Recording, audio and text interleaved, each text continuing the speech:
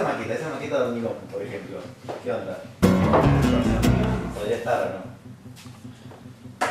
¿A dónde? ¿A la vista? La vista. Podrían hacer recién estamos trabajando. ¿Qué pasa al inicio de eso? Cuidado que son dos partes. Esta maqueta puesta así. Somos dos arquitectos, yo soy Clara Gallardo y bueno, nosotros tres nos conocimos en la facultad en distintos momentos nuestros de la facultad, primero con Guille cursando y con Fer trabajando juntos en una unidad de investigación. Estábamos participando y tuvimos momentos en los que juntos colaboramos en concursos y hasta estuvimos como autores ya recibidos, pero nunca habíamos trabajado juntos como equipo. Surgió un encargo, la posibilidad de construir un edificio como un encargo particular, y a raíz de eso y de empezar a trabajar como estudio y como equipo fue que empezamos con esto de los concursos, pero nosotros tres como una iniciativa.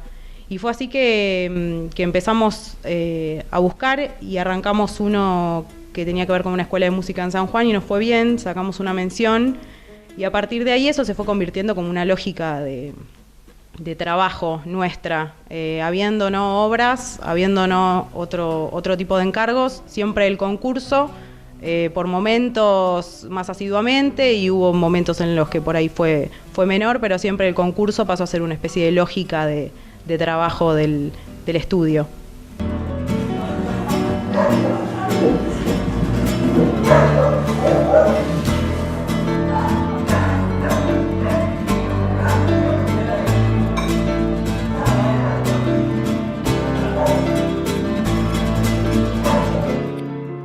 Bueno, yo soy Guillermo Canuti y bueno, sí, esa dinámica de meter dentro de nuestras vidas, calzar como el espacio para hacer los concursos dentro de la misma dinámica, tenemos hijos, inclusive, digamos, de hacer fuerza para siempre tenerlo como una cosa que teníamos que seguir haciendo.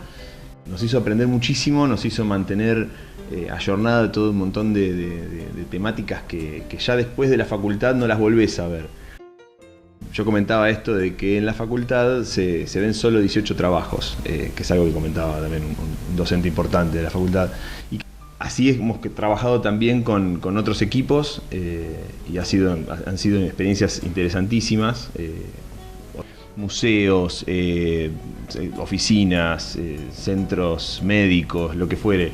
Y eso a nosotros, bueno, estamos en la docencia, estamos en la facultad, los tres estamos en la facultad, nos hace tener como una tranquilidad en ese sentido, en que es otra forma en la que podemos abordar, inclusive el contar esa arquitectura, contar esos concursos, que tiene que ver mucho en cómo uno lo piensa, cómo lo va a contar, y en eso también podemos como aportar desde cómo se cuenta mejor una idea, cómo se cuenta con lo mínimo, que es algo que es fundamental, que si uno no estuviera haciendo esto como que sería un poco más difícil, te manejarías solamente por referentes solo de revista, digamos. Lo más importante siempre es la discusión, además, es la cuestión colaborativa, esto de que todo lo que se logra por una complementariedad de equipo que hace que se aborden distintas instancias de un proyecto, desde lo más técnico hasta lo más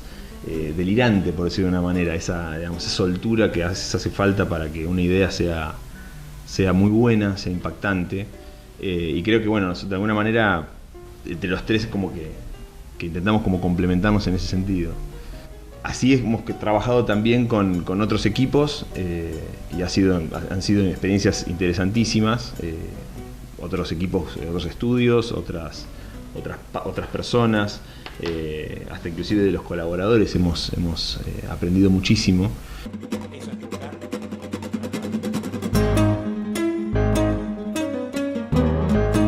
Bueno, yo soy Fernando Fariña.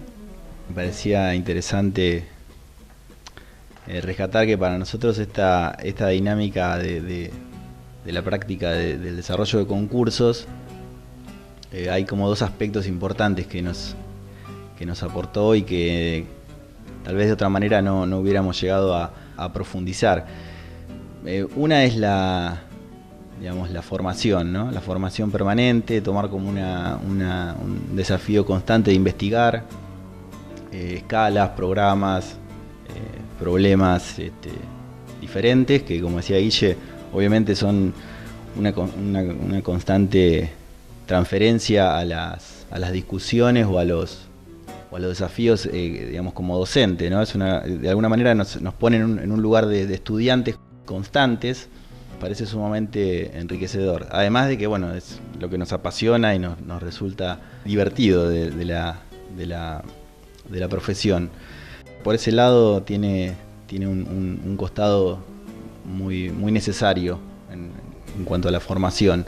Y por otro lado tiene que ver con otro aspecto que me parecía importante, es el tema de las relaciones que se empiezan a generar. Uno empieza a conocer nuevas personas todo el tiempo, ¿no? Nuevos colegas o personas, asesores, que hacen un poco al desarrollo de una labor interdisciplinaria. De alguna manera van disparando otras cosas, van generando como distintas experiencias, se van encadenando y van generando una dinámica de trabajo que en realidad no está planificada. Digamos, nosotros todo esto lo hacemos de una manera relativamente intuitiva. O sea, cuando abramos un concurso sabemos que nos va a llevar un tiempo de trabajo, que nos va a llevar una inversión de recursos, pero digamos, no lo tenemos planificado. A veces, la mayoría de las veces que hacemos un concurso no pasa nada. Otras veces surgen las mejores oportunidades cuando tenemos algún premio. Digamos, estas experiencias pasan a otras instancias, pero bueno, es un camino interesante realmente. Nosotros es el que creo que elegimos hasta ahora, sin dudarlo.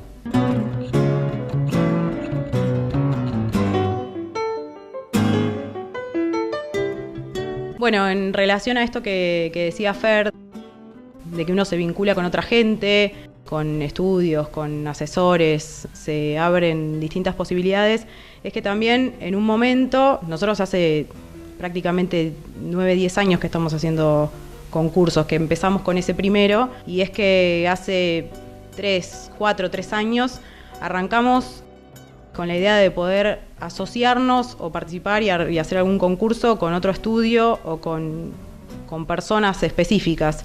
Y en realidad eso lo que tuvo de muy interesante es el tema de congeniar, de tener en cuenta que los demás tienen otras maneras de pensar y hasta de operar y de trabajar. Y eso fue un tema que al principio nos costaba porque nosotros veníamos trabajando de una manera muy particular que tenía que ver con nosotros, y aprendimos también en ese sentido que hay que respetar, que hay que escuchar y que se aprende un montón de las ideas de los demás y de las maneras de resolver los problemas o pararse frente a una problemática específica. En relación a eso, estos últimos concursos que hicimos entre el año pasado y fueron a partir de nuestro estudio, asociándose con personas en un grupo mayor, que la verdad que estuvo muy bueno, un grupo con el que congeniamos y que venimos trabajando, y la idea es seguir haciéndolo. Bueno, a finales del año 2016, trabajando con Bernardo Luna, un colega, sacamos una mención en un centro cívico en Santa Fe. Bueno, a partir de ahí empezamos con una especie de dinámica interesante. Pues bueno, nos asociamos con Ezequiel Spinelli también, 2 chicos más que eran colaboradores, pero que tuvieron una participación muy activa. Concurso del Ministerio de Innovación y Cultura de Santa Fe. Realmente armamos como toda una dinámica de trabajo así que fue como muy activo. Y bueno, ganamos el primer premio de ese concurso.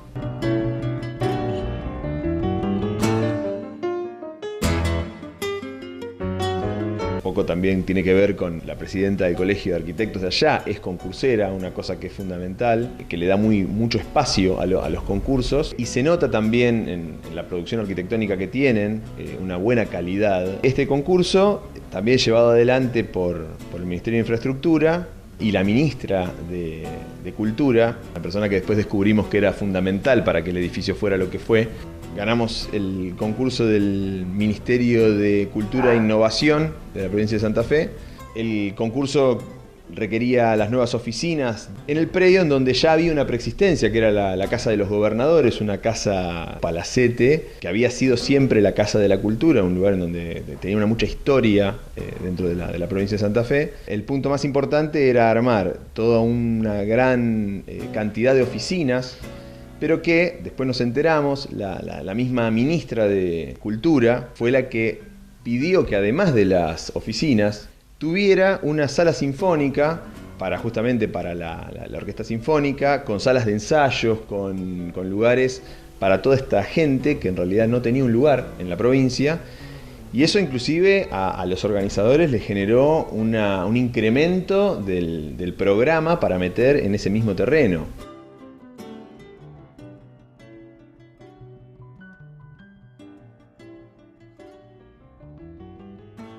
El proyecto está en un área céntrica muy importante sobre el Boulevard Gálvez. Tenía esta condición de un terreno que recuperaba la condición original de un terreno pasante en esquina. En realidad era la recomposición de media manzana. Tenía algunos condicionantes bastante claros en cuanto a algunas ideas de ocupación del terreno, ¿no? Algunos parámetros bastante claros que nos llevaron a un proceso bastante discontinuo, si se quiere, de pruebas, de hipótesis de ocupación, de hipótesis proyectuales muy distintas. De hecho, hasta poco tiempo antes de la entrega estábamos con un proyecto bastante diferente. De hecho, creo que habremos manejado 4 o 5 hipótesis durante el proceso del concurso.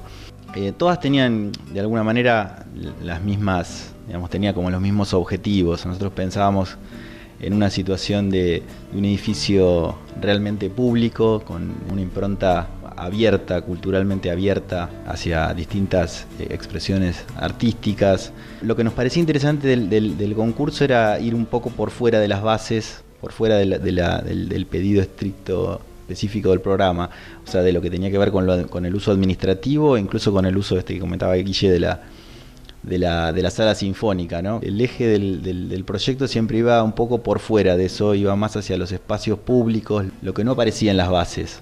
En realidad sí estaba insinuado, pero era lo que no estaba de alguna forma cuantificado. Ese aspecto era el que más nos interesaba. Y obviamente eso en torno a la relación de lo nuevo con lo existente, ¿no? Con el edificio patrimonial, la Casa de la Cultura.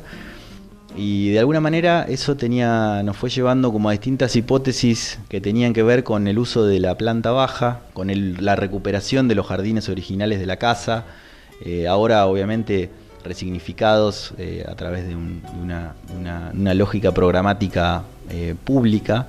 Y finalmente, casi 10 días antes, para no exagerar, 12 días antes de la entrega, veníamos con una idea de proyecto bastante, si se quiere, dentro de los parámetros de las bases, que planteaban una ocupación concentrada en una parte del terreno. Y finalmente cambiamos radicalmente la postura y liberamos, a partir de un poco una especulación respecto de la ocupación del corazón de manzana, que no estaba demasiado claro qué límites había que se podían o no transgredir. O sea, buscamos una lógica, una estrategia que hiciera desaparecer la masa del edificio, una estrategia de utilizar un ensanchamiento de alguna manera de la medianera, que era un poco el resabio de la manzana o el contacto con la manzana existente, que no tenía que ver obviamente con la Casa de la Cultura. Aparecía, una gran cantidad de vacío en el terreno, que nosotros aprovechamos, por un lado para revalorizar la forma, el lenguaje, la presencia de la casa, y por otro para generar el gran volumen, que era un poco difícil de manipular en cuanto a volumen y a masa, que era la sala sinfónica, que decidimos levantarla, también despegarla del uso de la planta baja. El resultado es un poco un edificio muy simple, muy elemental en cuanto a la forma, pero al mismo tiempo genera que, digamos, nunca se corra, digamos, el foco de la presencia patrimonial, ¿no? El edificio trata, de alguna manera, pese al volumen que implica, tratamos de que en realidad sea un edificio que desaparezca, sin recurrir a un recurso, digamos, de enterrarlo literalmente o hacerlo desaparecer visualmente, ¿no? Pero bueno, un poco nosotros siempre nos imaginamos algo interesante como a futuro de poder algún día ir a ese edificio, ¿no? Y libremente llegar y estar un poco dentro del terreno, utilizando lo más importante de la propuesta, sin necesidad de traspasar una puerta. Un poco eso es creo la síntesis, ¿no?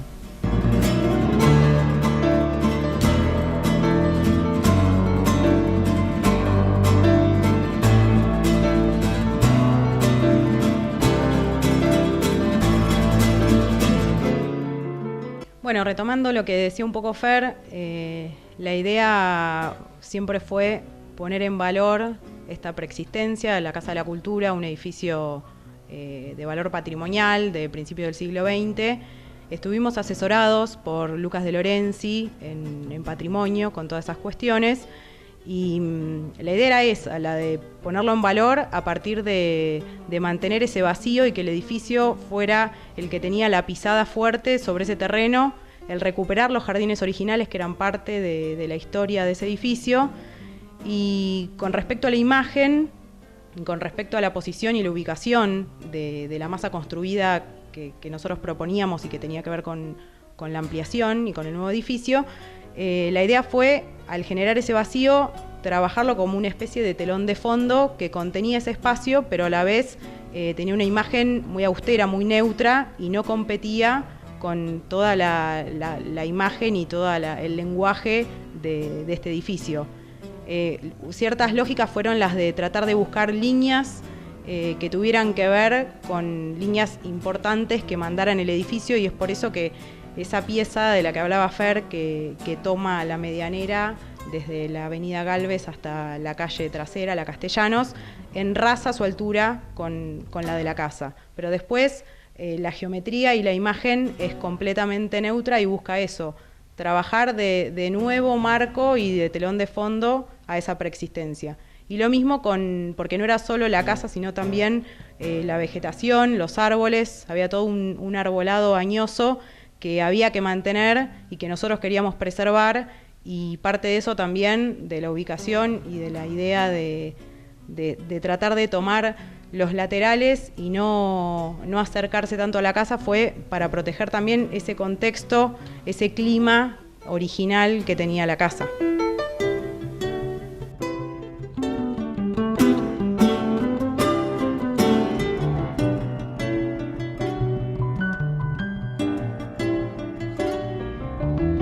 Estas líneas de la casa original, para nosotros la protagonista principal, a partir de empezar a darle la importancia que tenía esta casa patrimonial, también tenía una especie de eje axial, una axialidad muy, muy marcada, que se prolongaba por debajo de este gran semicubierto que nosotros planteábamos como una gran plaza cubierta de acceso a la sala sinfónica como al ministerio. Y toda esta liberación del cero, de alguna manera era como lo más importante, justamente un vacío muy público. De alguna manera respondía al espíritu de esta cuestión de mezclar un anexo tan cultural a un edificio de oficinas. Cuando estuvimos en la entrega de premios y tuvimos contacto con la ministra, que fue como la precursora de esta iniciativa de mezclar, ella justamente elogiaba esa cuestión de lograr una simbiosis en que un edificio que podría haber sido, digamos, simplemente de gente con papeles y yendo y viniendo, tuviera además cargado de vida, de expresiones culturales y todo en ese gran lugar. Y como decía Fer, que siempre nos imaginamos eso de alguna vez llegar, que esté hecho y que tampoco haya rejas, como pasa en algunos edificios que se plantean de esa manera, pero que después de alguna manera sufren el enrejado y como la contención de esos espacios públicos, que es una lástima.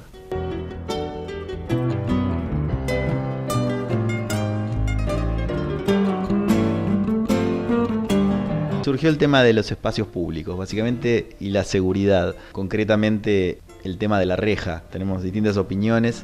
Por ahí, a nivel personal, pienso que es un paliativo más mental que real, y que en realidad, digamos, impacta tan fuerte y determinante en la arquitectura que creo que lo tengo como algo siempre negativo. Incluso digamos, cuando cumpla el objetivo inmediato, que es generar, ¿no?, un límite físico real. Con respecto por ahí a los espacios públicos, tenía como dos cosas que estábamos charlando recién. Una anécdota con un arquitecto muy importante platense, Daniel Almeida. Tuve la suerte de tenerlo como docente, y él nos decía que la casa más segura era una casa totalmente expuesta. Él lo decía un poco basado en unas teorías que tenía sobre sus propias obras, que las casas que menos habían sufrido los embates de la inseguridad eran las que menos elementos de seguridad tenían. Lo basaba en la experiencia, pero digamos, tiene algo más conceptual que es interesante. En otra escala por ahí, que es también importante, lo que está pasando en la ciudad de La Plata, ¿no?, que en los últimos años se han enrejado prácticamente todos los espacios públicos, ¿no?, de los edificios públicos dentro del eje fundacional, y otros también, ¿no?, todo el campus de la facultad, el campus oeste, el este también. Son todos espacios que han sido enrejados y han generado una serie de límites un poco irracionales, más en un ámbito universitario, un ámbito, digamos, espacios verdes, públicos, arbolados, que en otro momento tenían otra condición, hoy están enrejados. El ejemplo casi irónico, el Teatro Argentino, ¿no?, que un poco la esencia del proyecto era esa planta baja, originalmente concebida desde lo programático como un espacio de conexión, potencial para actividades culturales. Un poco la idea que está por detrás del proyecto que contamos recién de Santa Fe, pero que actualmente está enrejado, y es como una cosa totalmente absurda, que incluso veíamos, los que somos de La Plata, que pese a la poca iniciativa de programar ese espacio, había espontáneamente una actividad, digamos, callejera, popular, que eran los skaters, ¿no?, que encontraban el único espacio, uno de los espacios más importantes de la ciudad para estar, y yo no lo vi nunca como algo negativo, al contrario, era una oportunidad para una expresión cultural muy presente en la ciudad, y que de alguna forma siempre trata de encontrar el espacio, los huecos, las grietas, ¿no?, para producirse.